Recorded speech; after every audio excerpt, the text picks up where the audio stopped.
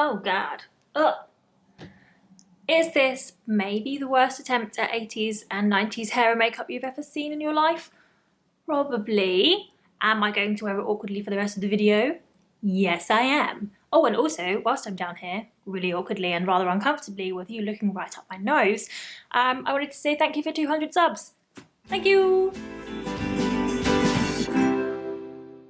Hi everyone, welcome back to my channel. I hope you're all doing really well. My name is Hannah and I'm a horror and thriller author from the southeast of England. On my channel I make videos about writing, reading, marketing and research, so if those sound like your cup of tea, please do subscribe. A while back I made a video introducing, I guess, the idea of research and the idea of using research for creative writing. I really enjoyed making that video and chatting to people in the comments. Research is something that I am genuinely really passionate about. I think that it can really elevate your writing and I want to chat to as many people about it as possible. For my current WIP, One Road In, it is set in the 1980s and the 1990s, hence my really bad attempt at looking like I come from either of those eras. I was actually born in the 90s, I was born in 91, but realistically, at the age of 9, you don't remember a great deal, so I've had to do a lot of research to make sure that my characters are really well fleshed out in those two eras. Researching eras and historical periods I think is probably my favourite thing about research. It's fun, you can get so lost down 1,000,001 different rabbit holes and I just really enjoy it. So this video is about just that, so it's about researching different eras that you are setting your books in. Era research can be huge, and it can be really easy to get very quickly sidetracked and not actually find out anything that's really that useful to you. So this video is going to be my 4 top tips on how to get the most out of researching for your era. Tip number 1. This is where I always start, and that is to look at the pestle factors. Pestle is an analysis tool that is used by businesses often when they're researching markets or different products that they could expand into, but I actually genuinely find it interesting and useful for creative writing as well, which is why I use it. Pestle stands for political, economic, social, technological, legal and environmental. Obviously not all of these topics are going to be useful to everyone when you're researching, depending on your genre or what it is you're focusing on, but they're really easy to pick and choose from and just kind of use the ones that are useful to you. So P is political. What were the politics like in the era that you're writing about? Politics probably most of the time won't come directly into what you're writing about, but they can do. Even if politics doesn't directly impact your storyline or your characters, often big political events can have an impact on how your characters might behave, what they're allowed to do, what kind of society they're living in, so it's really important to keep that in mind. E was economic. This is another one that can have an absolutely massive impact on how your characters behave, what they're able to do. Were the economics of the time strong? Would your characters have been consumerist? Would they have bought loads of things? Would they have been of like, I don't know, kind of Elle Woods from Legally Blonde? Or would they be in 1920s depression? The economy might sound really boring to some people, but I actually think it has a huge impact on what your characters would likely have done, and probably what they would prioritise too. S was social. Social is the fun one. What would your characters have been wearing? What would their tastes have been? What's their favourite music? Would it be a boy band? Was it a metal band? Was it rock and roll? Is the fun one, really. You can go kind of crazy with this one if you like. T is technological. What tech would have been readily available to your characters? This one actually has tripped me up a few times when I've been writing One Road In. So for those that are new to the channel, One Road In is my work in progress. I've started it now 3 times, but this is the time. This is the time that I finish it.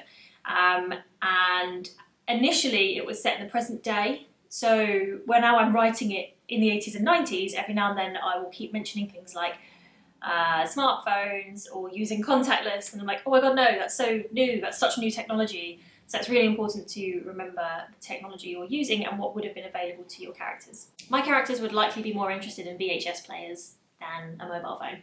L was for legal. This one is obviously a bit more niche. Depending on what genre you're writing, you probably won't have to use this one, but sometimes you could. Like if there was a big legal case in the era that you're setting your book, maybe your characters would be directly or indirectly impacted by that. Or if you are writing crime, maybe you need to work out when we started using DNA in court cases. The last one is E for environmental, and that is just as niche as legal, really. But I think all of these factors work together in bringing a really vivid picture of the era you're writing in. There could also have been big environmental issues at the time, like now. That could also be impacting your character and their personality. I really like keeping these topics in mind. I know that Pestle is built with a business in mind, but actually in a lot of ways I think it's really important and really useful to use for creative writing. It just makes sure that your world is really, really fleshed out and really authentic feeling. Tip number 2.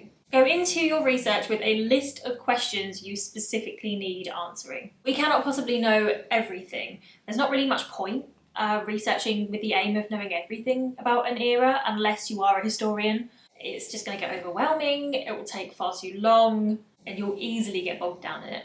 I find it much easier to have specific things about the era that I would like to know about and then go deliberately in search for those answers. Questions can be anything really, it depends what you're writing about. So what would the characters have worn? What would they have liked to listen to? What were popular foods? Because foods are just as trendy as clothes.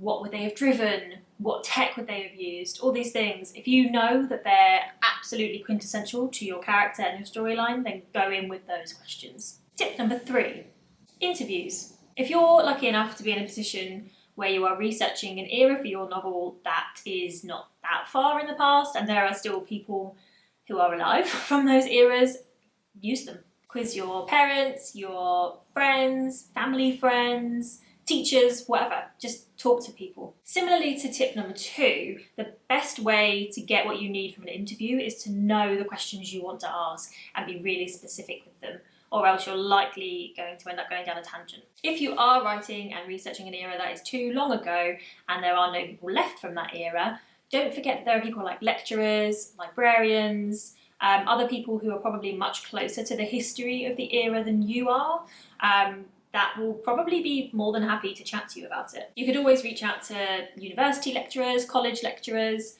just see if they're willing to have a chat. And if they aren't, 9 times out of 10, they'll know someone else that can help you. Tip number 4, use primary source material. As great as blogs and sort of second source essays and things are, nothing honestly beats newspaper clippings, footage, if that's in an era where footage was a thing, photographs from the era, anything that actually comes from the era that you can get your hands on, I would definitely recommend using it. One of the most interesting things I've learned for One Road In, I found through YouTube on some really old train spotting accounts, which, when I say it out loud, is maybe the most boring sounding thing I've ever done. But I did not set foot on a train, especially not the London Underground, until I was maybe around 10 or 11, so that's way outside of the time frame that I'm writing in. I actually don't really know anyone that worked up in London or lived in London, so I didn't really have anyone to ask, like, how did the tube work when I was 1? How did you use it? So actually these YouTube videos have been really helpful. They are a little bit weird. I didn't really know that you could get that much footage from a tube station, but there's a lot of it on YouTube. Basically people just wandering around with camcorders making fuzzy videos of people in really old 80s and 90s suits in Charing Cross Station. And yes, the more I talk about it, the more I'm aware of how weird it sounds. But it has honestly been helpful. So those are my top 4 tips for researching an era. To recap: 1, think of pestle. 2, go in with specific questions you need to answer. 3, don't forget about interviews. And 4, use primary sources where you can. I really hope you found this video useful. If you did enjoy it, please do hit that like button and be sure to subscribe to my channel. If you ever have any questions about research, or apparently tube stations in London, please ask me.